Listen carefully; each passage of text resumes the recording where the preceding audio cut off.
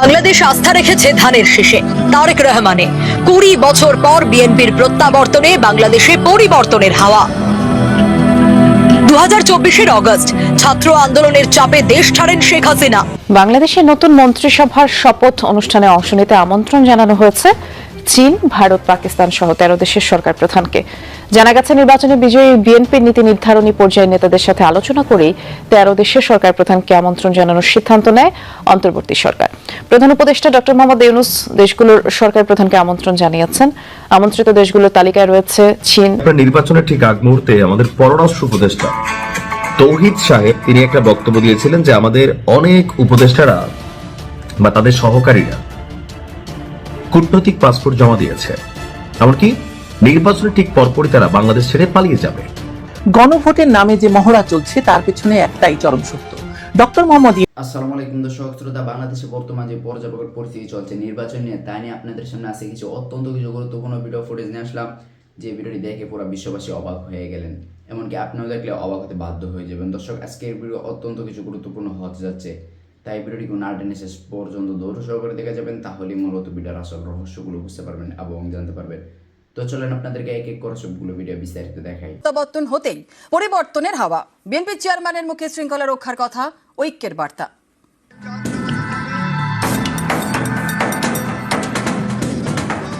আমার বক্তব্য স্পষ্ট, যে কোনো মূল্যে অবশ্যই শান্তি এবং শৃঙ্খলা বজায় রাখতে হবে। কোন রকমের অন্যায় কিংবা বিয়ানি কর্মকাণ্ড আমরা বরদাস্ত করব না। বাংলাদেশ আস্থা রেখেছে ধানের শীষে তারেক রহমানে। 20 বছর পর বিএনপির প্রত্যাবর্তনে বাংলাদেশে পরিবর্তনের হাওয়া। 2024 অগস্ট ছাত্র আন্দোলনের চাপে দেশ ছাড়েন শেখ হাসিনা। তারপর থেকে বাংলাদেশে তদারকি সরকারি। ইউনূস শাসনে প্রায় 2 বছর ধরে নৈরাজ্য দেখেছে বিশ্ব। বাংলাদেশে ভারত বিদ্বেষের বীজ বপন হয়েছে। সংখ্যালঘু খুন এবং নির্যাতন কিছুই বাদ যায়নি। সেই আবহে বাংলাদেশে একক সংখ্যাগরিষ্ঠতা নিয়ে জিতেছে বিএনপি। দলের চেয়ারম্যান তারেক রহমানের মুখে ঐক্যের বার্তা।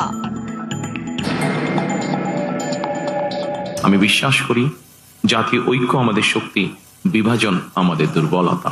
দলমত, ধর্ম, বর্ণ কিংবা ভিন্নমত যাই থাকুক, কোনো অজুহাতে অবশ্যই দুর্বলের উপরে সবলের আক্রমণ আমরা মেনে নেব না। ন্যায়পরায়ণতা হবে আদর্শ। এ বিজয় বাংলাদেশের, এ বিজয় গণতন্ত্রের। আজ থেকে আমরা সবাই স্বাধীন। আমার বক্তব্য স্পষ্ট, যে কোনো মূল্যে অবশ্যই শান্তি এবং শৃঙ্খলা বজায় রাখতে হবে। কোন রকমের অন্যায় কিংবা বিয়ানি কর্মকাণ্ড আমরা বরদাস্ত করব না। প্রতিটি বাংলাদেশী নাগরিকের জন্যই আইন সমান। The interest of Bangladesh and the interest of Bangladeshi people comes first. By protecting the interest of Bangladesh and the people of Bangladesh, we will decide our foreign policy. Bangladesh ছেড়ে ভারতে আশ্রয় নেন শেখ হাসিনা। গত বছর শেখ হাসিনাকে ফেরত চায় বাংলাদেশ, পাল্টা নিজেদের বক্তব্য জানায় নয়াদিল্লি। এদিন শেখ হাসিনার প্রত্যর্পণ নিয়ে অবস্থান স্পষ্ট করেন তারেক রহমান।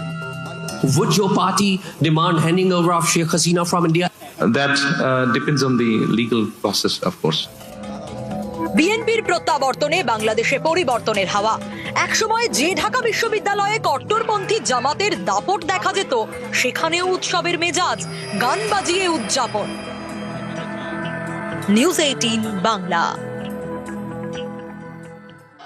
বাংলাদেশের নতুন মন্ত্রিসভার শপথ অনুষ্ঠানে অংশ নিতে আমন্ত্রণ জানানো হয়েছে চীন, ভারত, পাকিস্তান সহ 13 দেশের সরকার প্রধানকে।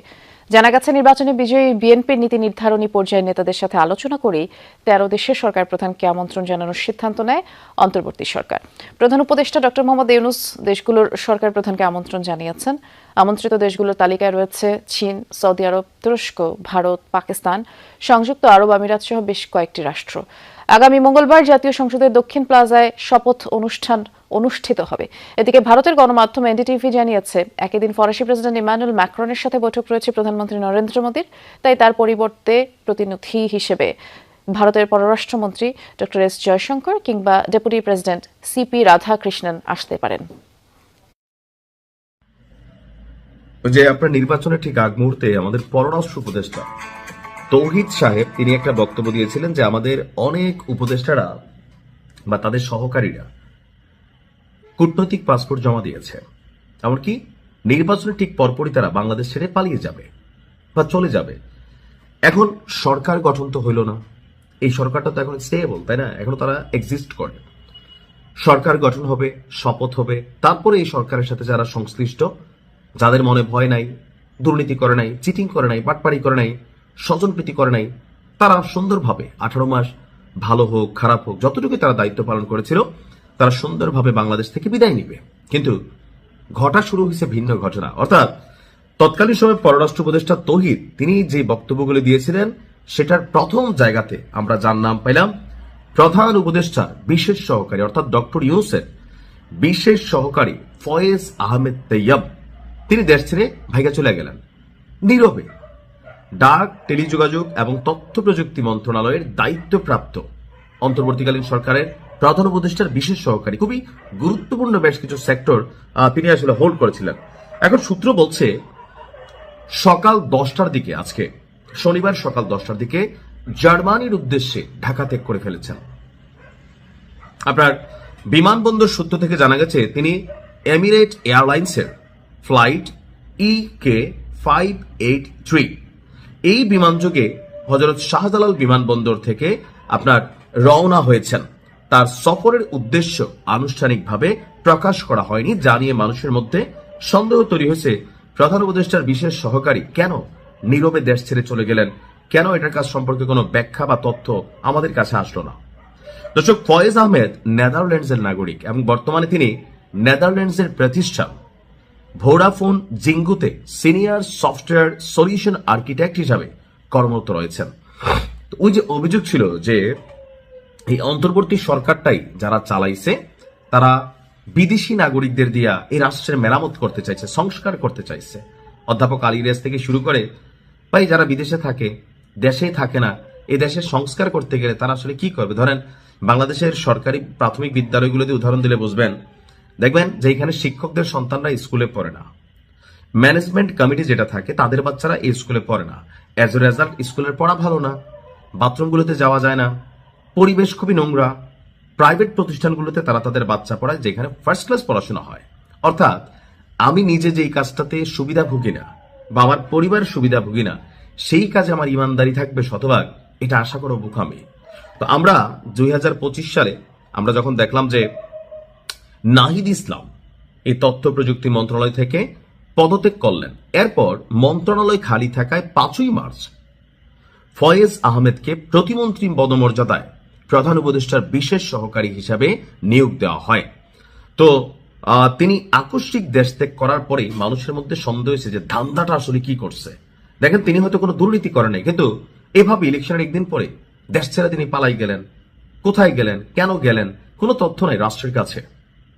ওই যে বলা হইতো যে আমাদের কি বলে যে বাণিজ্য সচিব যিনি আছেন, বাণিজ্য কি বলে উপদেষ্টা ছিলেন, তিনি কিন্তু একটা বলছিলেন বশির সাহেব যে 21 লক্ষ কোটি টাকা ঋণ করা হয়েছে।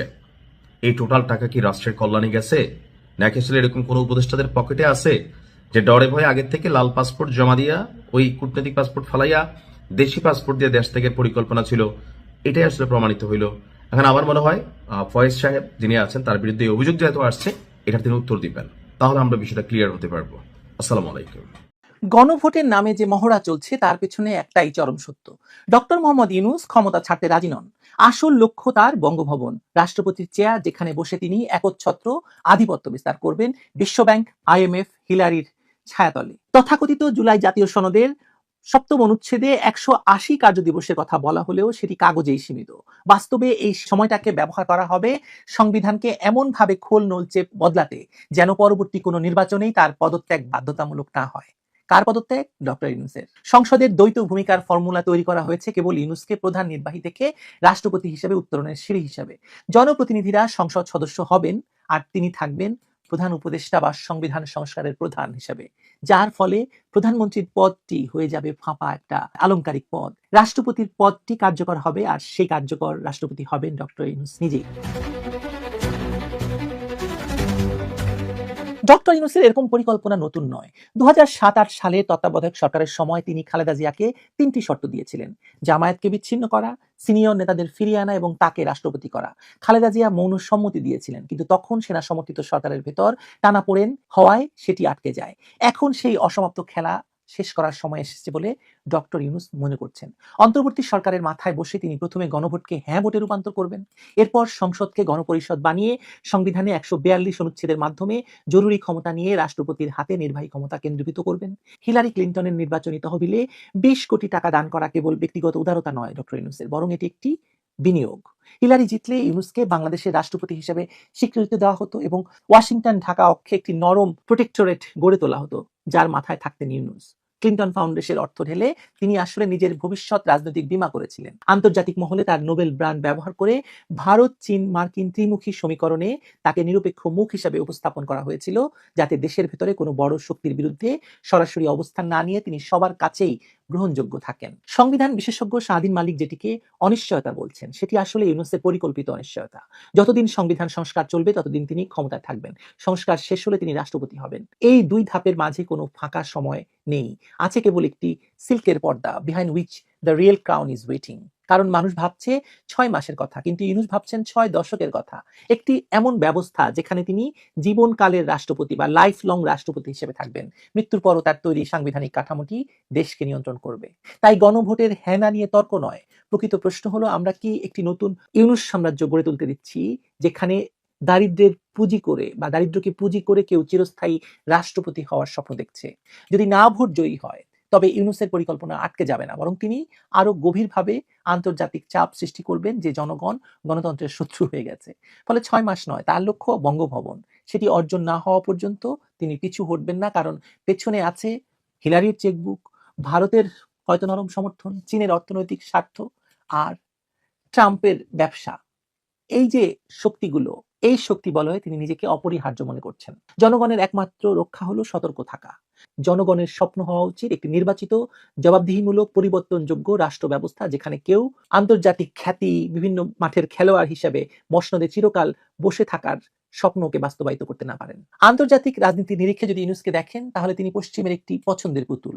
1971-এ যখন আমেরিকা পাকিস্তানের পক্ষ নিয়েছিল, তখন থেকে বাংলাদেশে পশ্চিম নিয়ন্ত্রণ প্রতিষ্ঠার চেষ্টা করেছে এবং সবচেয়ে বড় বাধা হয়ে দাঁড়িয়েছে আওয়ামী লীগ, শেখ হাসিনা। ইউনূস ক্ষমতা দখল করেছে। ইউনূস সেই ধারাবাহিকতার, মানে যে 1971 সালের কথা বললাম, সেই ধারাবাহিকতার একটি আধুনিক সংস্করণ। তার মাধ্যমে পশ্চিমা শক্তিগুলো বাংলাদেশে তাদের প্রভাব বজায় রাখতে পারে। অন্তর্বর্তী ক্ষমতায় থাকার সময়ে নির্বাচনের ব্যবস্থা করা, সেই নির্বাচনের সুবিধাজনক পরিস্থিতি নিশ্চিত করা এবং তারপরে নির্বাচিত সংসদ থেকে রাষ্ট্রপতি হিসেবে আবির্ভূত হওয়া, এটি তার টানেল ভিশনের একদম শেষে প্রথিত আছে। এটি শুধু 6 মাস বা 1 বছরের লক্ষ্য নয়, একটি দীর্ঘমেয়াদী কৌশল যা বাংলাদেশের রাজনৈতিক ভবিষ্যৎকে নতুন আকার দেবে। বাংলাদেশের রাজনৈতিক মঞ্চে ডক্টর মোহাম্মদ ইউনূসের উপস্থিতি শুধুমাত্র একজন অন্তর্বর্তী প্রশাসকের নয়, আমি কথা বারবার বলেছি, বরং তিনি এমন একজন, মানে যিনি এই মুহূর্তে তারেক রহমান কিংবা জামায়াতের আমির শফিকুর রহমান বা অন্য যে কোনো রাজনীতিবিদের তুলনায় ইউনূস অনেক বেশি কৌশলী, ধূর্ত এবং আন্তর্জাতিকভাবে যোগাযোগ রক্ষাকারী ব্যক্তি।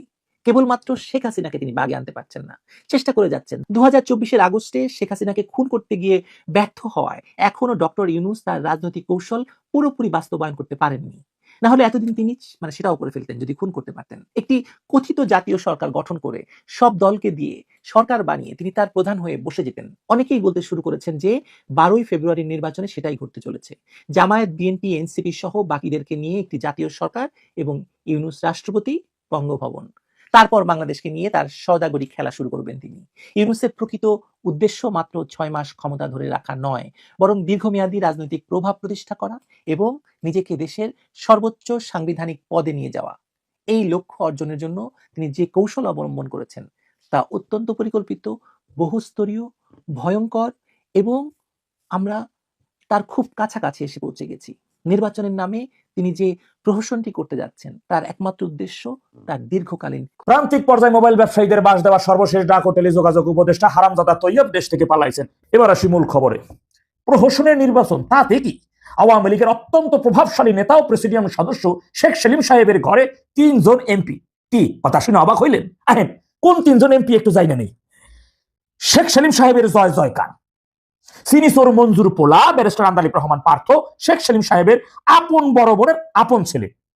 বিএনপি জোট থেকে ভোলা এক আসন থেকে এমপি হয়েছেন, যিনি আওয়ামী লীগ সভানেত্রী জননেত্রী শেখ হাসিনাকে হত্যার উদ্দেশ্যে কোমরে একই 47 পিস্তল নিয়ে ঘুরে বেড়ায় এবং কতবারই হত্যার বিষয়ে তিনি মিডিয়াতে খুব জোর হস্তে অনেক জোরে জোরে বক্তব্য দিয়েও বলেছেন।